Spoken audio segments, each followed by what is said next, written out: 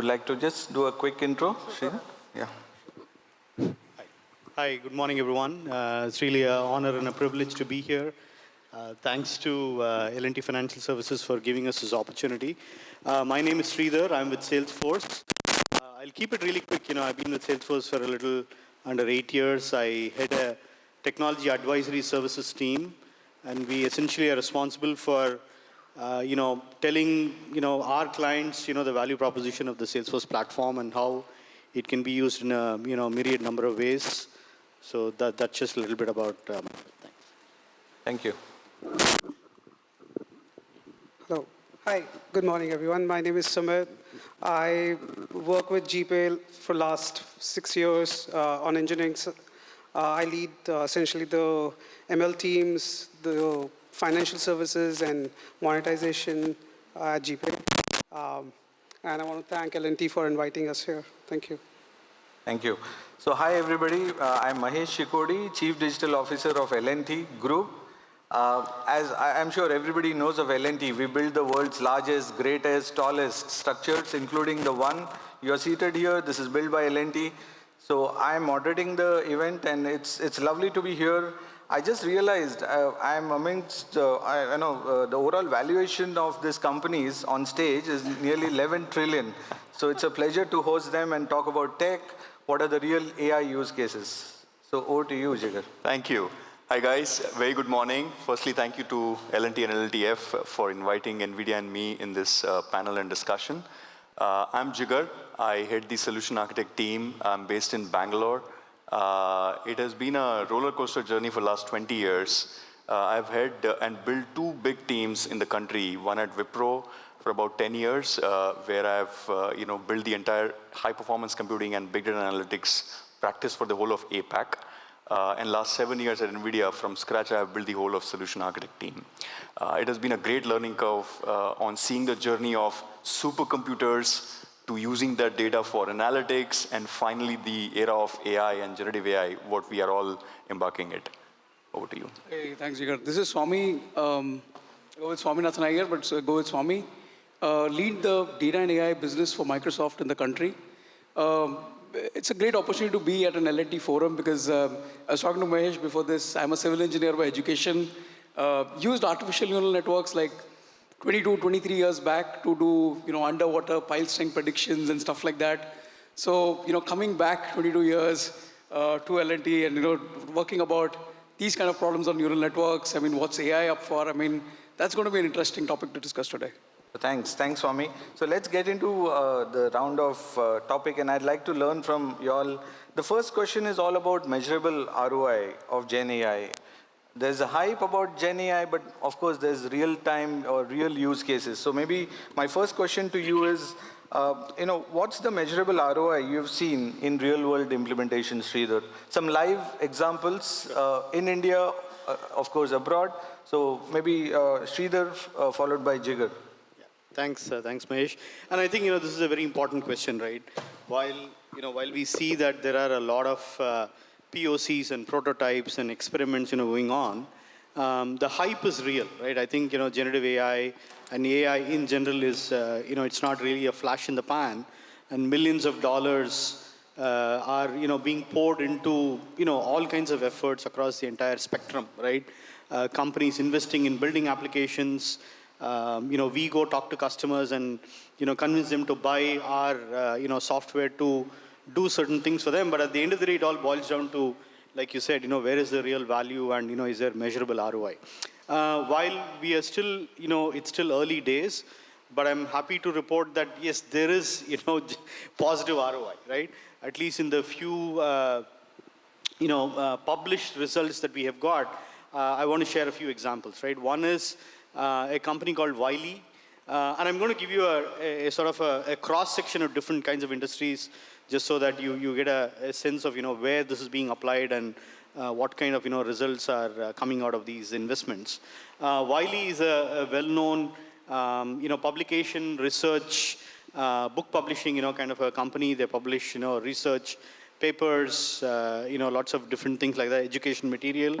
And they go through a lot of seasonality, right? When colleges begin in the US and other parts of the world, they see a rise in, or an uptick in customer service, related, issues and questions coming from their consumers and buyers.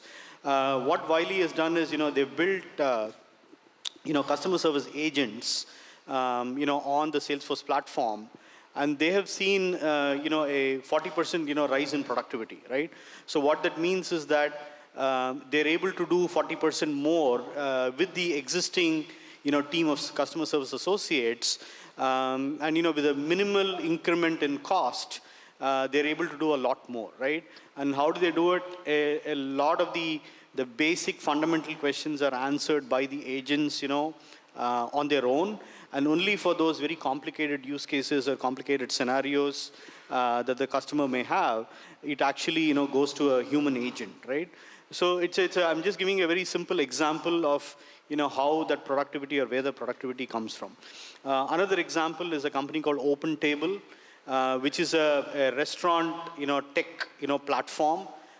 They work with both consumers as well as, lots of businesses around the world in helping to, manage reservations, make bookings, and things like that.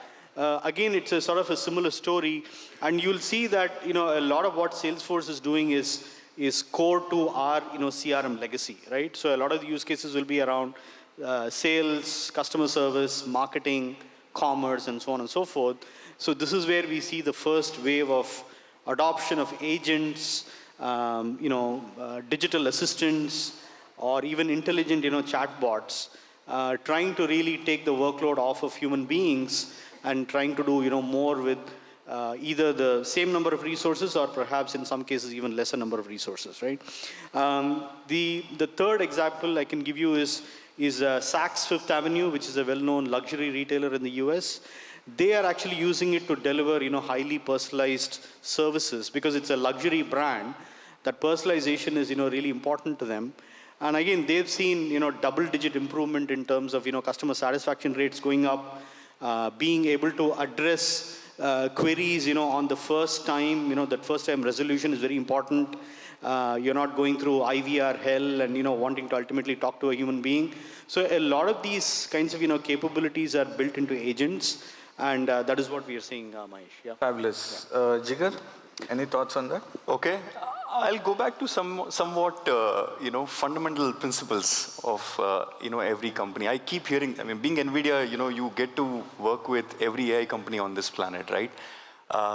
And thereby, you get to learn about every customer. And if you ask me how that narrative comes in, I would say ROI is a function of your business need. Don't compare yourself with everybody else, right? Let me take a few examples and break this myth out for a lot of you, right? And let me start with a non-financial example, and I will come very specific to India financial examples, which we all will be able to correlate very fast, right?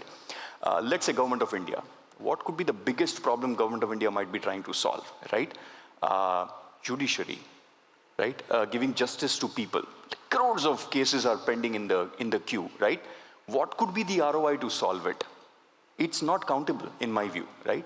Or understanding satellite images. India is one of the leading in terms of launching these satellites today in the world. In fact, we are getting a lot of outsourced work on launching these satellites as well.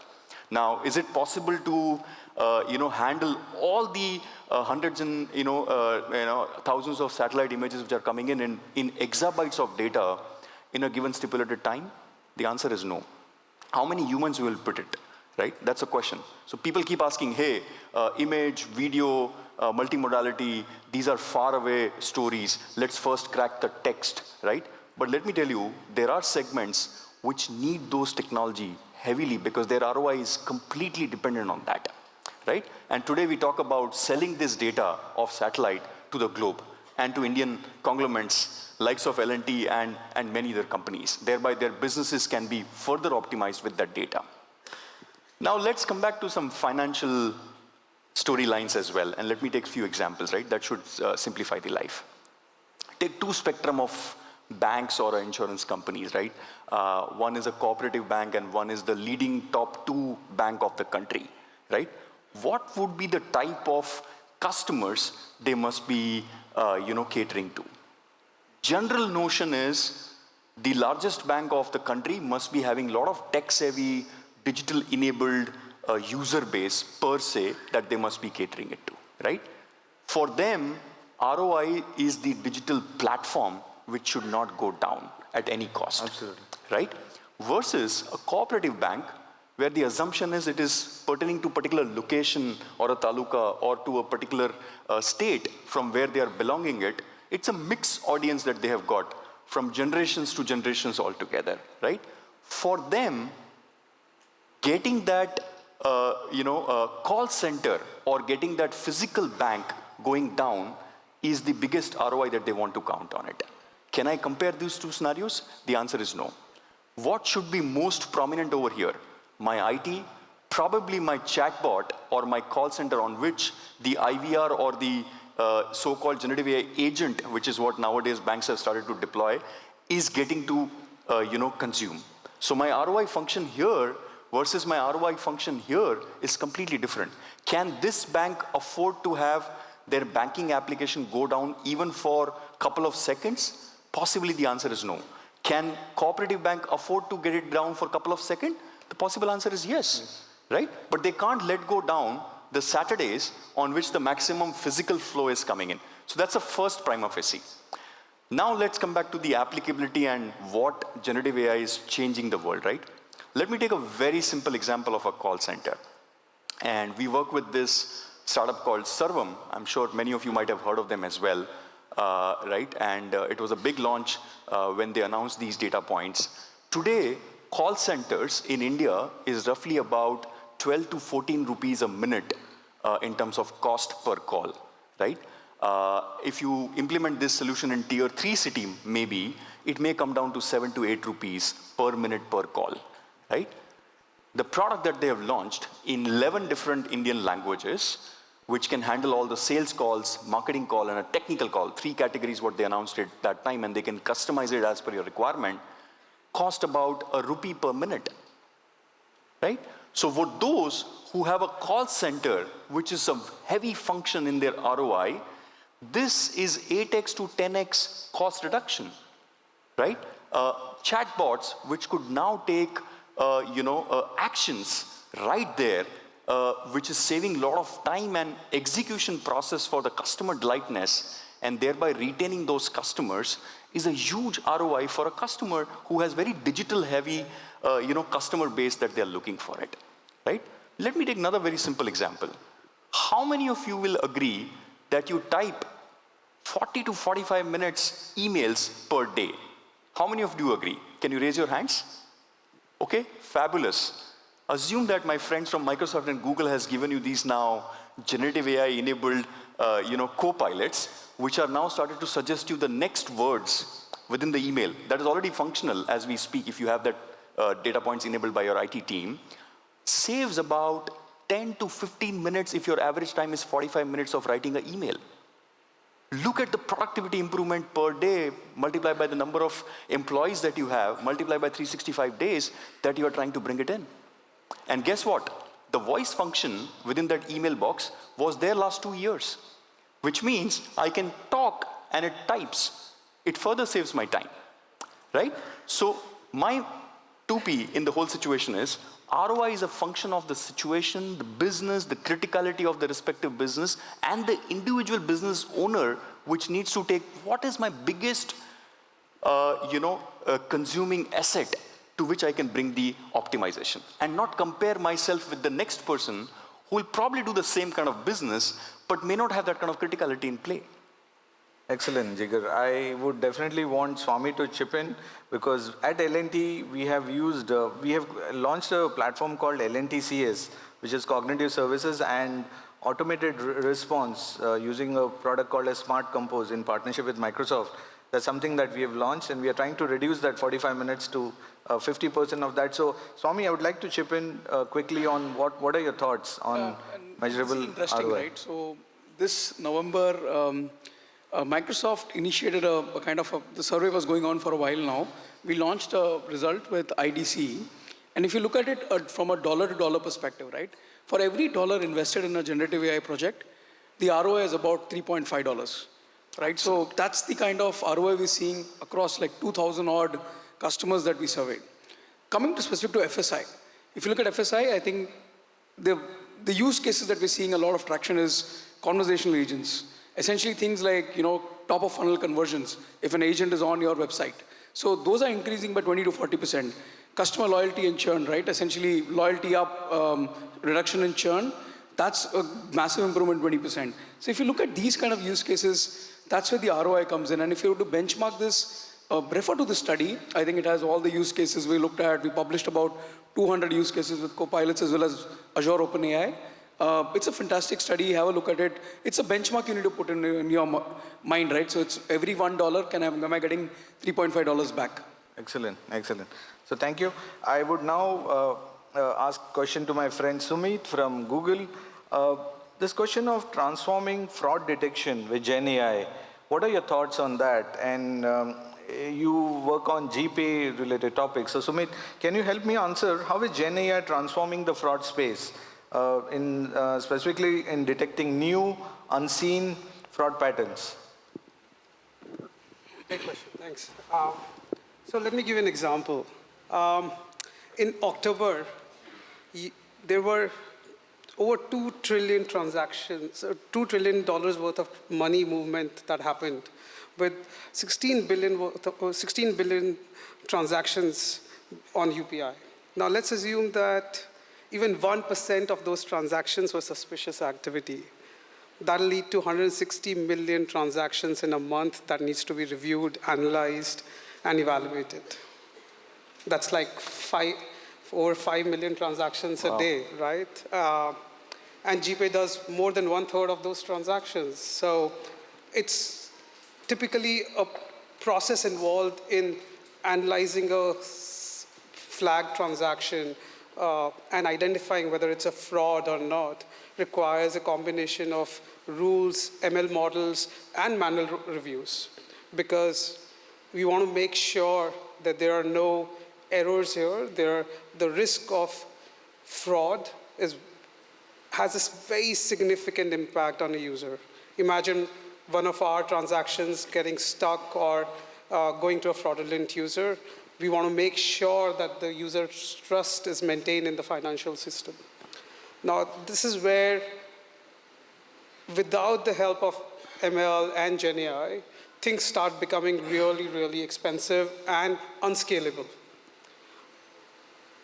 Think of this way, right? In order to analyze a transaction, a human person, a person who's sitting there, account specialist, will have to go through the 2 people who are involved in the transaction, their prior history, the transaction details, the details about like what other things are happening around in the ecosystem today to understand what are the patterns of the transaction and whether it's possibly a fraudulent or not transaction. Now, this is where Gen AI can really help. Language models are great at analyzing vast amount of data, especially unstructured data, and then giving a structured output towards the end. What I mean by that is, think about like social activity that is happening across these 2 users, the transaction patterns that are happening, the amount of transaction that is transacting through the system. Analyzing all of that and pinpointing whether it's an anomalous transaction or not becomes something which the LLM models excel at. Similarly, we are developing a reason engine that will help identify for the agents what is the reason behind these transactions were flagged. Now, this is very crucial and important, right? We don't want to build black boxes. We want to understand, the agent needs to understand why this transaction was flagged so they can take corrective action on top of it. They can understand like, oh, this transaction was flagged because the user who the transaction money is getting received is just a new user whose SIM was created like today, and he has received like over 500 transactions. Now that clearly points to why the transaction could be fraudulent and go from there. The properties where Gen AI works really well is the adaptability. It continuously adapts to the new data that is flowing into the system, right? At the same time, it becomes really important to identify anomalous events. And Gen AI excels at like looking through mountains of data and finding these hidden gems of data that doesn't fit the pattern, so to speak, and kind of then identify the reasons behind why something is not happening and go from there. So that's how we're using it on GPay to identify fraudulent transactions and going Awesome, from there. awesome. Swami, why don't you chip in? I believe you have a solution for basically document-based fraud detection. So why don't you share your absolutely. insights? Absolutely. And there are a couple of things around fraud, right? I mean, taking it from where Sumit left it.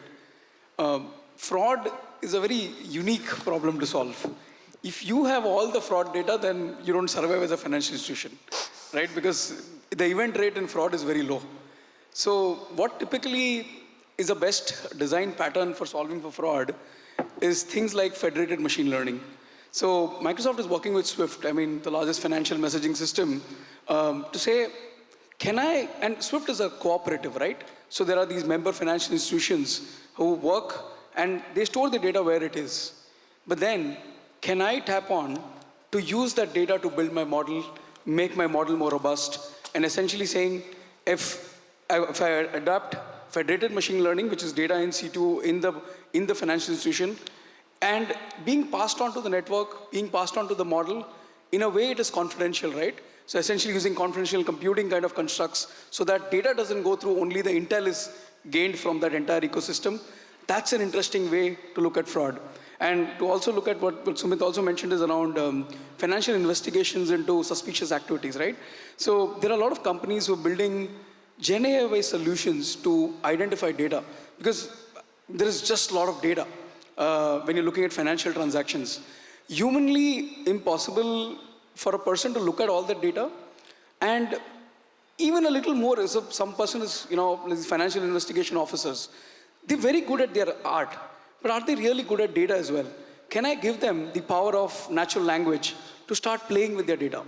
So companies like Symphony AI, I think what they do is, they said, okay, for financial investigations, can I start building in those kind of interfaces for these investigation officers to make their analysis more simple, analysis more insightful, and essentially if they were to file an SAR, then what do I do to automate their entire process? How do I build that chain of transactions for them to solve for fraud? So essentially these kind of constructs that Gen AI enables is helping fraud investigation a little more easier, getting the entire ecosystem together to solve for fraud and make the financial ecosystem a little more robust, a little more scalable, and more stable, right? That's what we're looking at it. Excellent, excellent. So now let's come to the another very important area in BFSI, which is customer loan underwriting. I think this is where regulators want, watchful, and they want something more of a white box, something that can be, easily explainable, understandable models. So my question is, how is Gen AI leveraged to enhance underwriting processes or credit risk assessment? So Sumit, why don't you start first, followed by Swami, and then Jigar. Thanks. So this is a really interesting question and also full of explorations that are happening currently across the industry. So let's break down how today the loan process works, right? So think about how a bank or an NBFC starts with assessing a user to give a loan.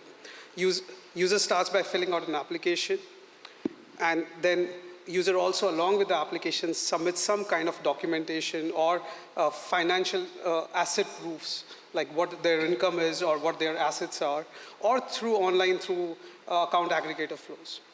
Now, bank, along with that, a registered entity would pull credit report and kind of massage all this information and pass it through some kind of a policy. Now, this policy is typically ranges from simple models like logistic regression models or decision trees, or if some bank might be really advanced and doing a deep learning models, where they figure out what kind of risk is associated with the customer, credit risk, or what kind of EMI a customer is able to pay depending on their income or assets. Now, when you look at this process, there are multiple ways GenAI can step into and help across each step of them. Let's start with the user application journey, right? Now, typically, the forms are in English.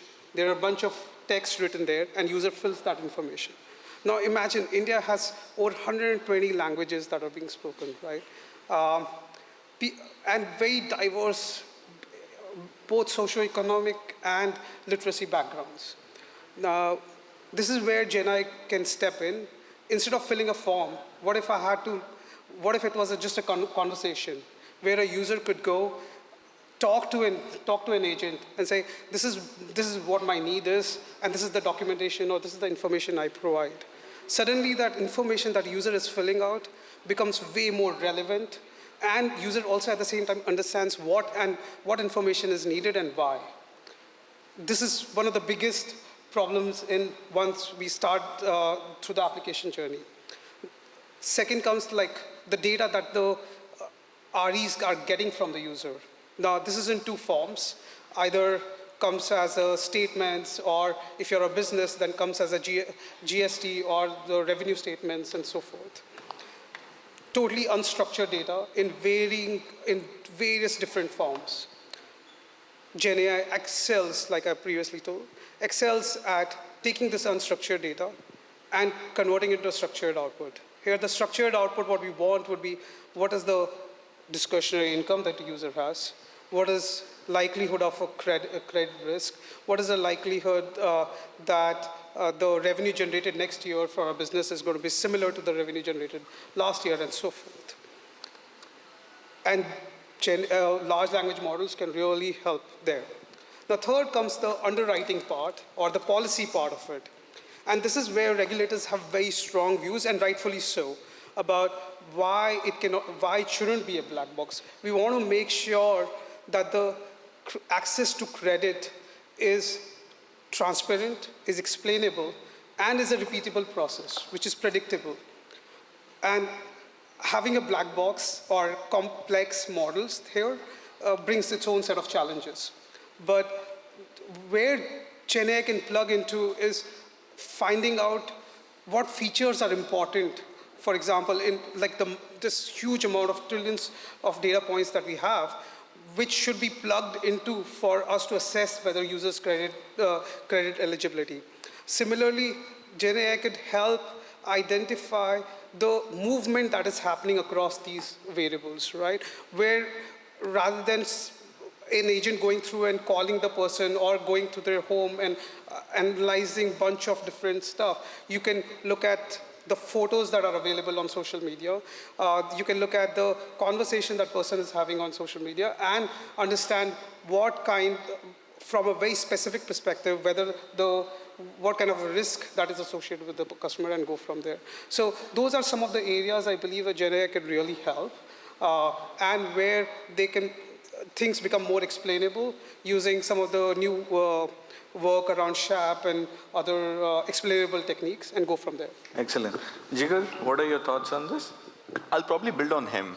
Well, all what he said is bang on. What generative AI can still further do to is from my past data, where the default took place, and what was the reason behind that, right?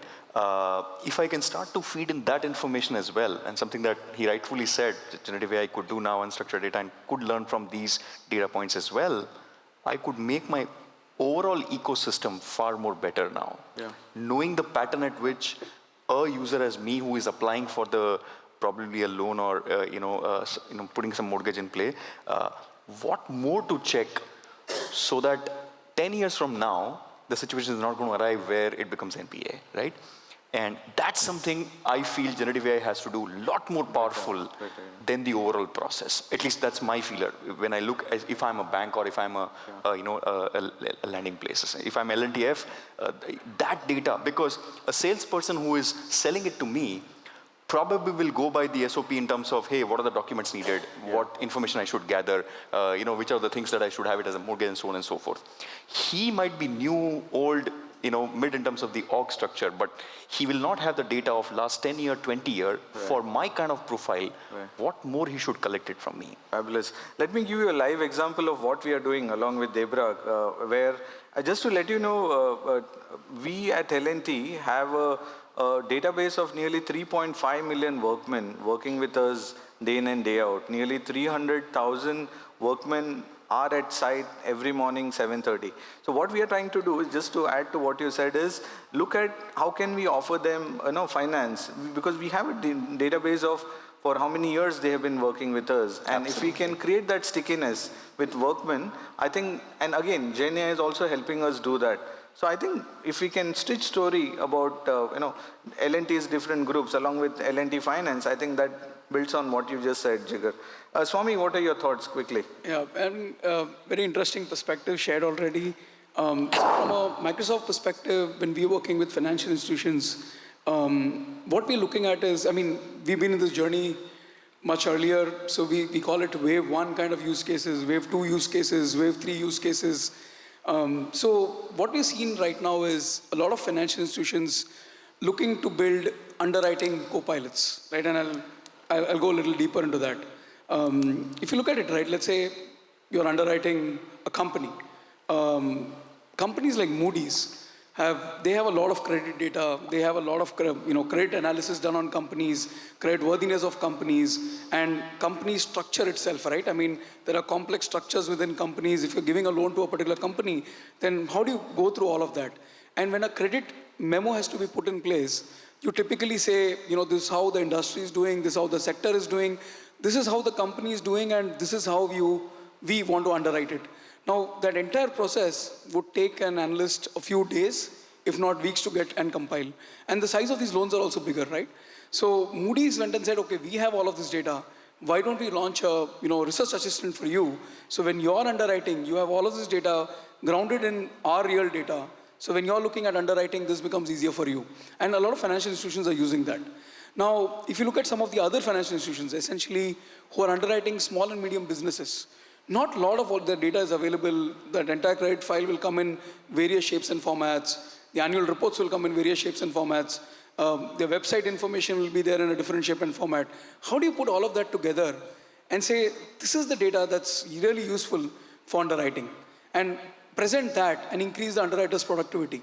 I think those are some of the use cases we're looking at it. Mortgage has been a typical use case where, mortgage documents are gathered, history of the entire property is gathered, any legal encumbrances are gathered, and then said, this is the report on the document, on the property itself. How do you put all of that together? So essentially increasing underwriting productivity is a lot of use cases we're seeing right now. Excellent, excellent. Now let's move to the next dimension of AI.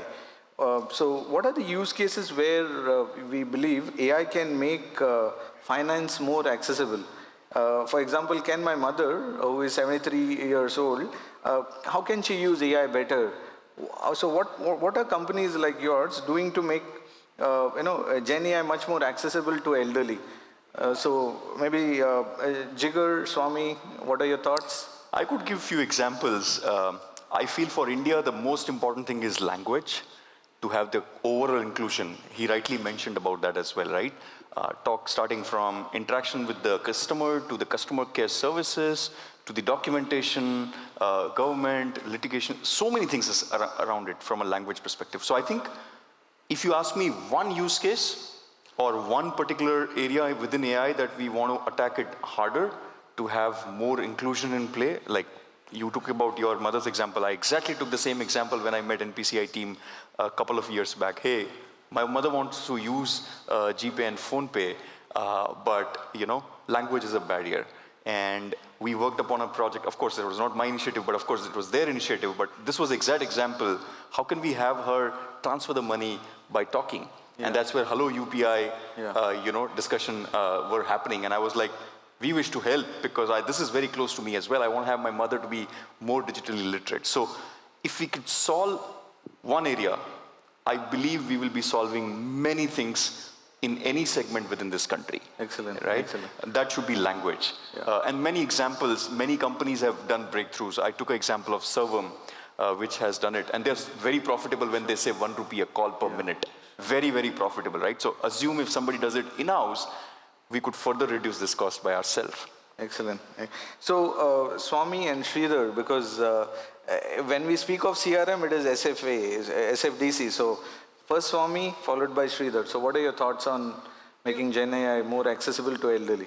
Yeah, so I think it's a very interesting conversation. I was with one of the public sector banks, and we were talking about their customer base. And their customer base is all like elderly people.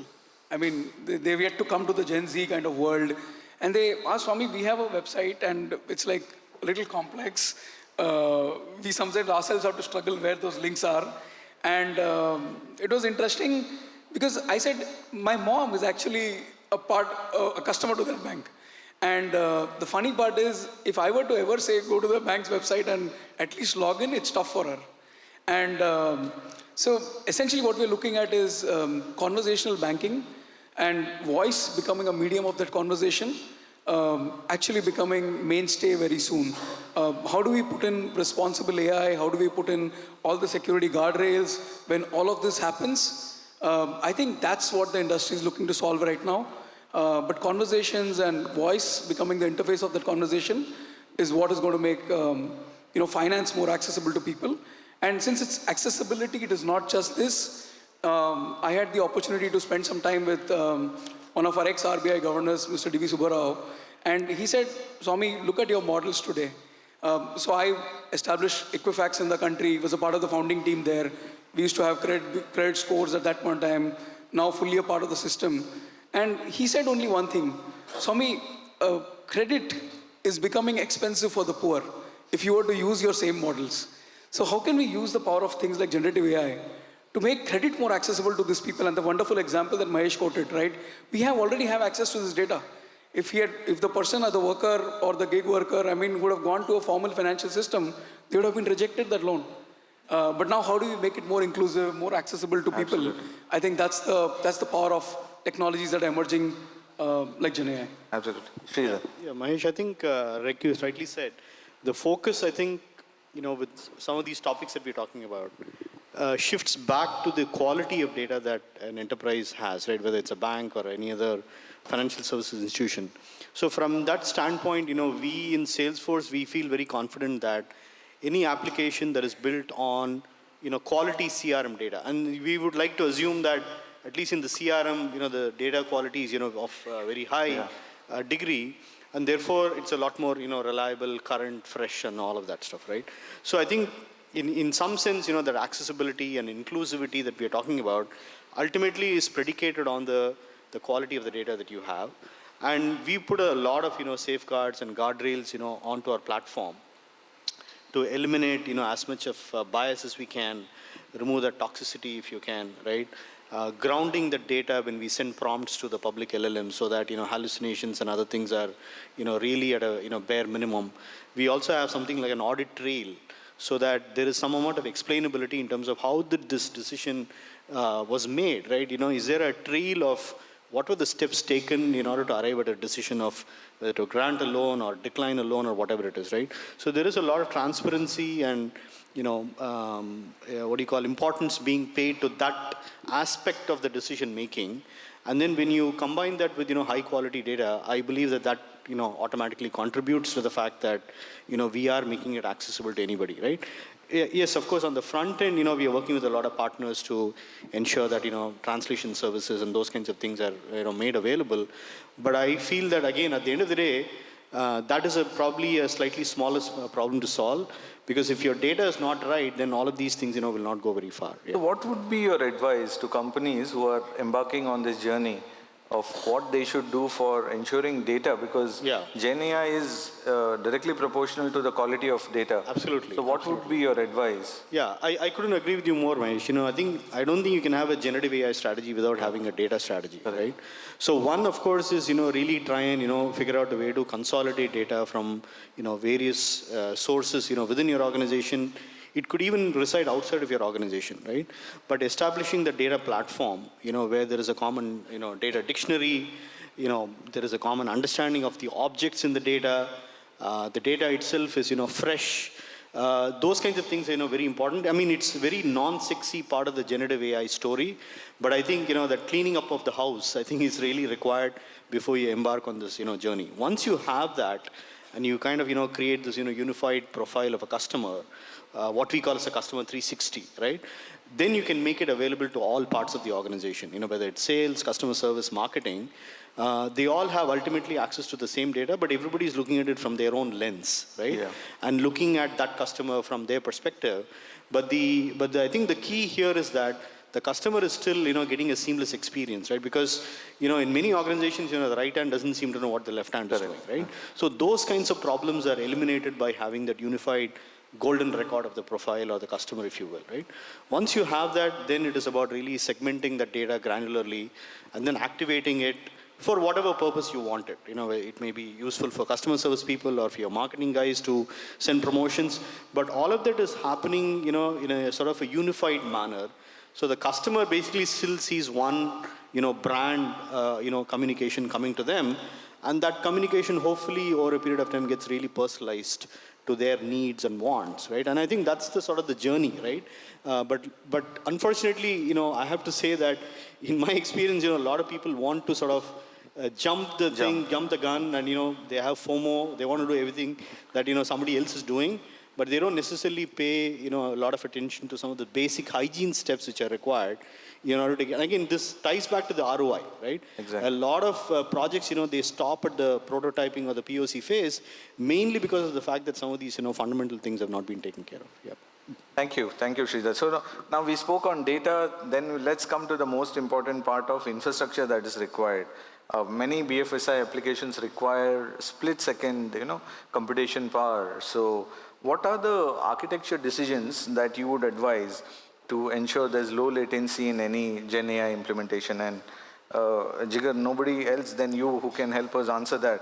So what are your thoughts on that? Okay, I'll share a lot of experience because now I'm proud to say that India has adopted, GPUs at scale. We had a scarcity of GPUs till about a year back, right? And in last 1 year, what India has done in terms of the adoptability of these GPU cluster is just, unbelievable. I think we have grown at least by about the factor of 50, 60x in what GPUs are available today. And with all those experience, I can tell you with the number of clusters that we have built, it starts from very fundamentals of how these infrastructures are built. So to begin with, it's not the same data center as how the world has seen it. It's a very different data center that people need to build, right? Even to the extent that if the cooling is not done properly, the tokens per second that you get from the GPU is going to vary from the same GPU that you have it, right?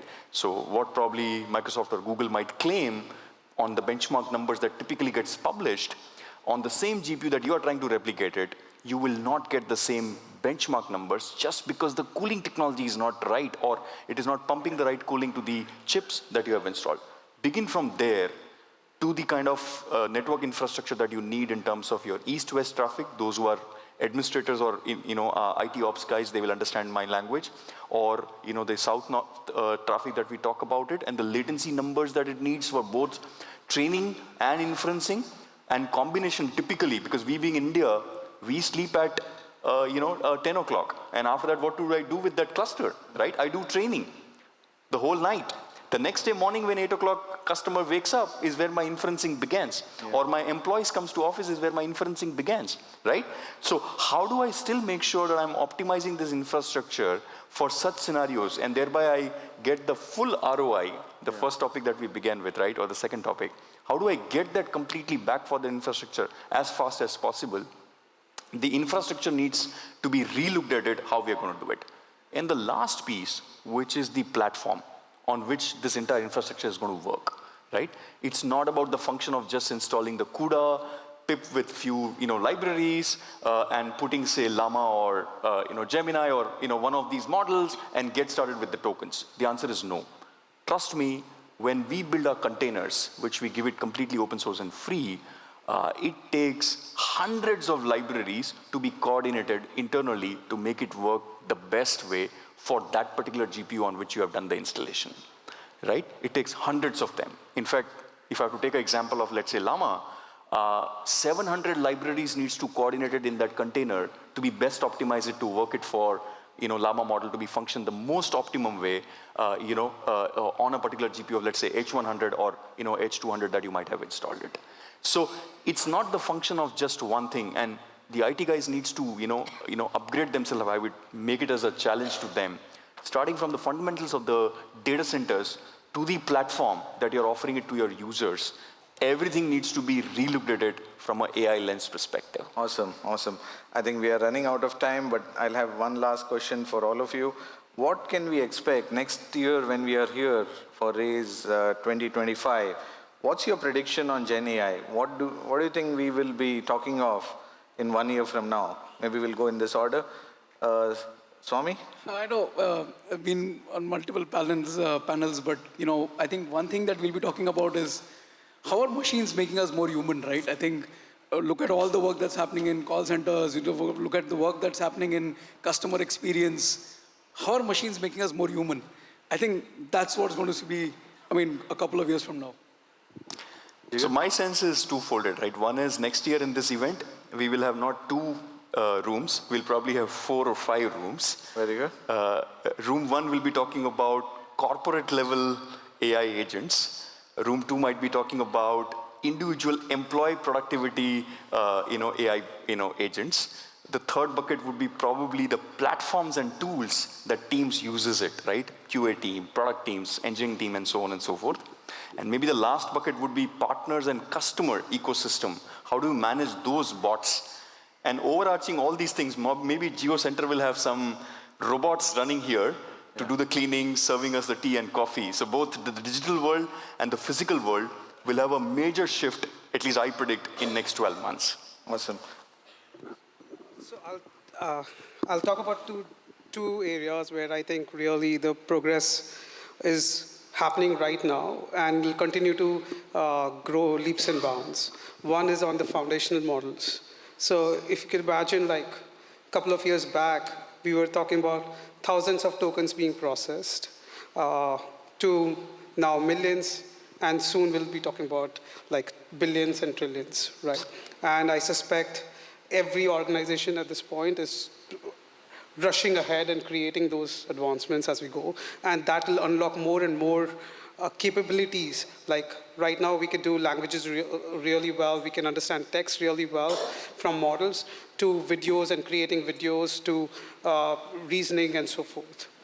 The second, from an application perspective, I think one of the biggest change I would love to see is around the conversation part of the AI. Like whether it's not about simple chatbots, it's about understanding the human context and being able to answer as a human would answer questions, whether it's in the form of a written chatbot or a conversational, like over a phone, and that'll have a tremendous impact across all of BFSI industries. So we would love to see that happening. Excellent.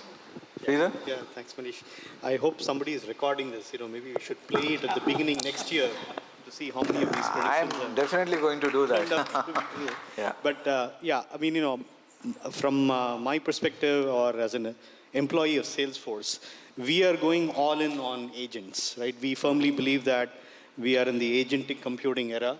1 year from now, I think we are going to see lots of organizations in India having many digital agents working side by side with their human counterparts, really boosting efficiency and productivity, and really freeing up that sort of really valuable bandwidth for humans to sort of solve more creative problems, leave the mundane stuff and things like that to the agents, provide enormous amount of scale.